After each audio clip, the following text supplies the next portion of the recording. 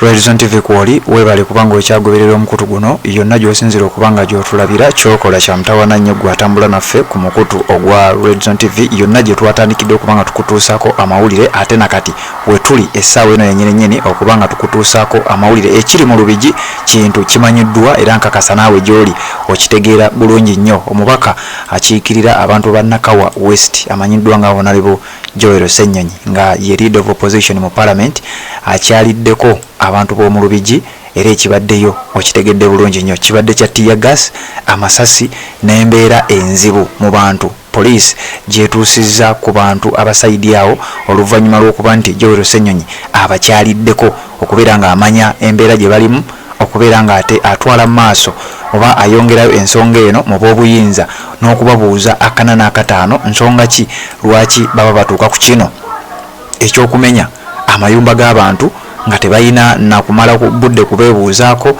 tebatutte nsonga yonna nga nkulu kulaba nga abantu bano at least nabo bafuna saidi yaabwe. Abantu bano balina ebyapa balina n'endagaano ezimu kuzigambibwa nti za Bwakabaka era ndabyeko omukyalo omu omukaddooli eyazize ku kitebe ekya National Unity Platform ng'akutte endagaano ye era ng'ategeeza nti ewantu wano twagulawo mu makubo matuufu era tubadde tuli ku ttaka lya Bwakabaka nga kitegeeza nti embeera yonna bwebezze Obwakabaka buvunaanyizibwa ku kino olw'ensonga nti be baabawa ebyapa ettaka bwe libanga lya Kabaka ng'ategeeza nti bwe baazimbira amayumba gano NEMA yali luddawa okubeera ng'ejja eyingire mu nsonga zino either ebalemese oba ebalungamye wa ewatuufu we bayita. Omukyalo oyo yannyonnyodde n'ategeeza nti bwe twali tuzimbye emyaka mabegako emitono nnyo egiyiseewo abasajja ba NEMA bajja ne batutuukirira ne batutegeeza nti we muzimbye watuufu wabula ne batulaga oba ne bakola kye bayita demarcation ne batulaga we tulina okukoma ne we tutalina kusukka era ye ng'ono omukyala ategeeza nti okusinziira ku NEMA ebipimo bye yabawa we yali ayitira baali bagenda musalako akatundu katono nnyo nti era ye yali mumativu singa baali bagenda kusalako katundu kokka wabula yagenda okwewuunya ng'amaka gonna bagasenze emizigo gye gyonna bagisenze nga tasigazza yadde akantu konna. Kati wuliriza Joel Ssenyonyi agenzeeyo olunaku olwaleero era n'ayogerako nabo alambuludde ensonga ez'enjawulo nnyingi nnyo wabula oluvannyuma tear gas n'amasasi bivuddeyo oluvannyuma lwa Joel Ssenyonyi okutegeeza nti ngenda kutambulako ngende ndabe ku bantu bano nambule omu ku omu n'ebitundu ebyenjawulo badde bagamba kyoba oliawo tebiriiyo NEMA bagiwaayiriza. Joel Ssenyonyi olwogedde kino tear gas n'amasasi ne bivaayo abasajja ne bateekawo embeera nga mu bufunze tebamukkiriza kubeera ng'agenda. Joel Ssenyonyi oluvudde awo n'agenda ku mukutu gwe ogwa Twitter n'ateekayo ensonga zino wammanga ze njagala okuyitiramu. Joel Ssenyonyi agambye together with the colleague leaders we went to Lubigi area where people's houses and business structures have been demolished to listen to them and do understand all that is happening.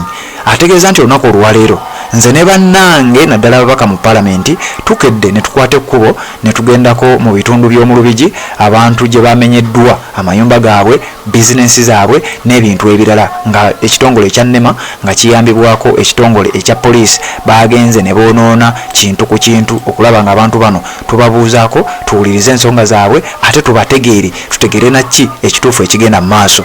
N'ayongerezaako ng'agamba sadly police and the military fired live ammunition and tear gas to disperse the affected residents who gathered to share their ordeal with us. Naga ekisinga okunyiiza ennyo era ekisinza okubanga kindeeta wano kwe kubeera nti Uganda Police n'ekitongole eky'amagye bakubye amasasi tear gas omuko ogubalagala mu bantu kyokka nga bambi babadde bazze mu mirembe kubeera nga batubuulira ki kye tuyinza okubanga tuzaako batubeere nga tubayambako mu mbeera emu oba endala. Abantu bano babadde bazze mu mirembe gye tuli tubeere nga twogerezeganya nabo tuwulirize ensonga zaabwe nabo bawulirize advice zaffe tubeere nga tugenda mu maaso wabula ekisinza okunyiiza era ekisinga okulabika obubi kwe kulaba nti ate poliisi egenze mu maaso n'okubanga ekuba omukka ogubalagala mu bantu bano nga tebakkiriza nakubeera nti bawulirizibwa ensonga zaabwe.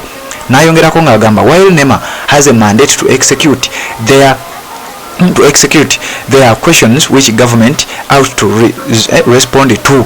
Ssenyonyi ng'agamba nti newankubadde ekitongole kya NEMA National Environment Management Authority kiina olukusa okubeera nga kituukiriza okulwanirira obutonde bw'ensi, naye wabula waliwo ebibuuzo bingi nnyo gavumenti byeri supposed okubeera ng'eyanukula, gavumenti bigikakatako okubeera ng'ebidda muwuliriza. Why let people put up structures over the years? Lwaki muleka abantu bazimbe ebizimbe mu myaka egyo gyonna? Lwaki mubaleka bateekewo amaduuka nga mulaba? Lwaki muleka bazimba amaka gaabwe nga mulaba? Bazimba rentals nga mulaba, ne mubasoloza n'omusolo gw'amayumba, property tax nga mulaba, nga mukimanyi kyewantu wantobazi, including businesses from which government has been collecting taxes for a long, only to wake up now and demolish them.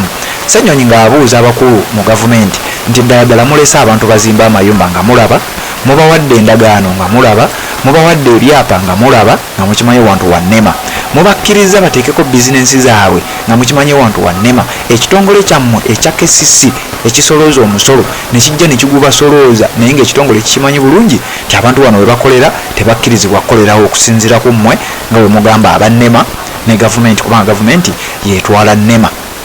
Kijja kitya okubeera nga bano ebbanga lye babaddeyo lyonna babadde bakola mutunula, era nga mukimanyi kyewantu wano wannema tebakkirizibwa kukolerawo, naye ate mubalese bakolerewo, ate n'omusolo mugubajjako. Kati ekintu kino kitegeeza ki?